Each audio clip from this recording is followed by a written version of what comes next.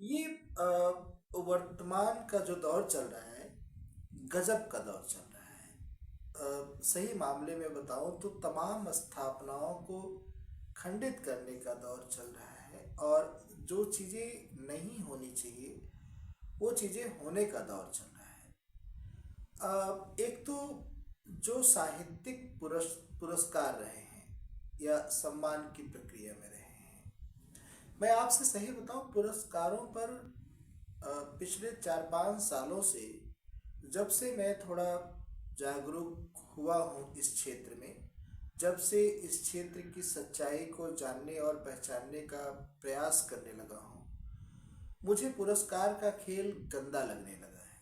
और जितने भी पुरस्कार दिए जाते हैं, नो डाउट कि कई बार कुछ अच्छे लोगों को भी पुरस्कार मिल जाते हैं, लेकिन मुझे अच्छा नहीं लगता।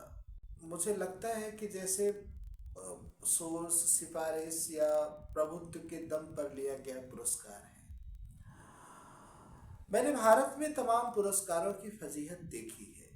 पंजाब का शिरोमणि साहित्यकार का पुरस्कार हो, या भारत का राष्ट्रीय पुरस्कार साहित्य अकादमी का पुरस्कार हो, ज्ञानपीठ का पुरस्कार हो, और तमाम क्षेत्रीय पुरस्कार अमर उजाला से लेकर दैनिक जागरण तक देते हैं, इन सब के पुरस्कार हो, इनके दरमियान होने वाले फजीहत और अन्य चीज़ों को मैंने न सिर्फ सुना अपितु खुली आंखों देखा है।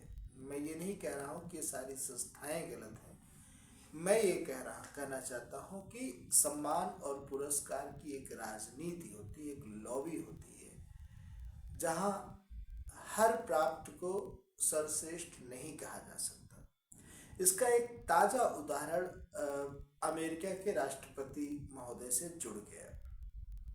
सबको पता है कि ट्रंप जी लगातार शांति का नोबेल प्राप्त करने की कोशिश कर रहे थे। भारत पाकिस्तान के बीच युद्ध का मामला हो, चाहे अफगानिस्तान का थोड़ा बहुत मामला देख लीजिए, या उधर चल कर के जो इज़राइल और ईरान के बीच की तनातनी का मामला हो, इन सब में एक ख्वाहिश इनकी रही थी, ट्रंप जी की, डोनाल्ड ट्रंप जी की, कि उनको शांति का नोबेल मिले।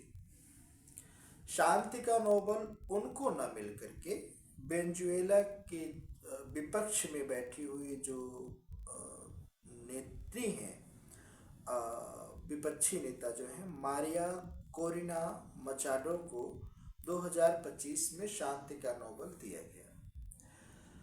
अब मामला समझिए कि वह पुरस्कार मचाडो जी ने अब आकर के ट्रंप जी को सौंप दिया।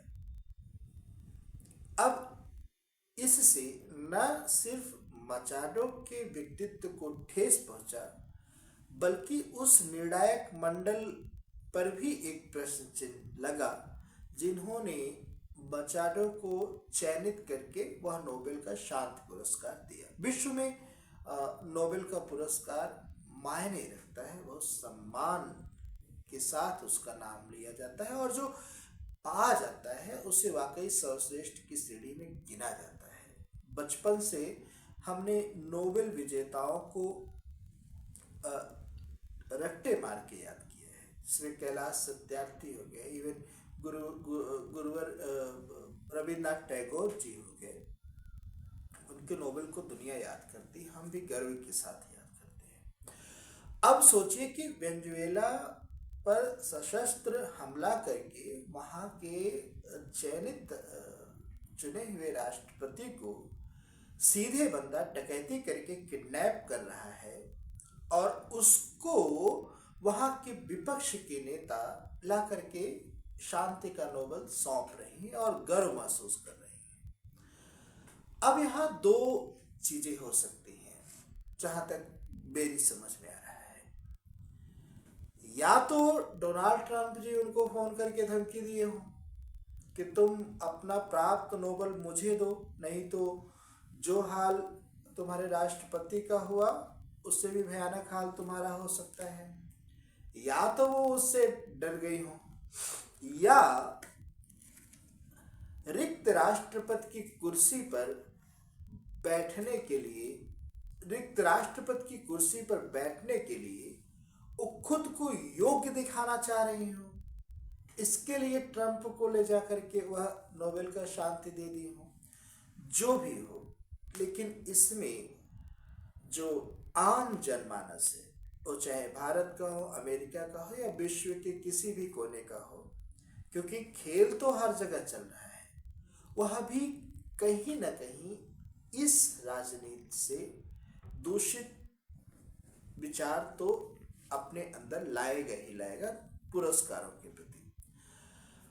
अब या तो इस पुरस्कार को देने वाली संस्था कोई कदम उठाए और शांत पुरस्कार को वापस ले, नहीं तो यह संदेश बिल्कुल जाएगा कि दूध की रखवाली का जिम्मा बिल्ली को दिया गया।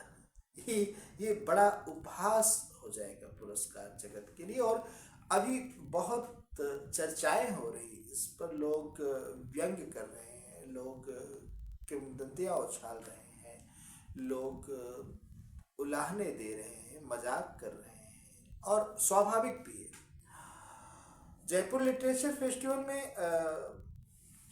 सत्यार्थी जी ने भी कह दिया कि हमने इस तरीके की स्थिति नहीं देखा, कभी देखा ही नहीं। ये वाकई हास्यास्पद स्थिति है पुरस्कारों की दुनिया का, सच में। धन्यवाद।